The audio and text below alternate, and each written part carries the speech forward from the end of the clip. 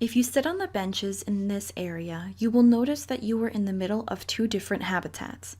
Behind you is a forest habitat, which is characterized by wet-tolerant or wet-loving plant species such as blueberries, cranberries, red maple, swamp oaks, and many varieties of wetland plants.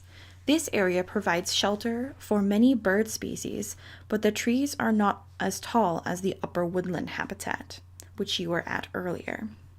Being closer and lower towards Great Bay makes this area prone to flooding, and only species that have adapted to these types of conditions can live here.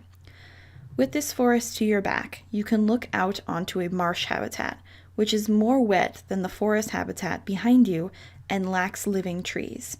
Here, grasses and similar types of wetland plants are the primary plant life and provide shelter, building materials, and habitat for many types of birds. This wetland also provides ecosystem services to the planet and humanity.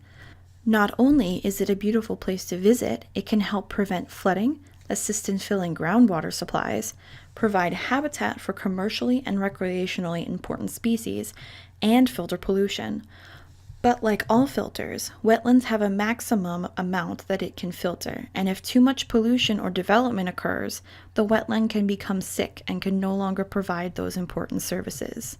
This and other reasons are why the Great Bay Stewards and Great Bay National Estuarine Research Reserve were formed and protect not only this habitat, but also all the other habitats found in Great Bay.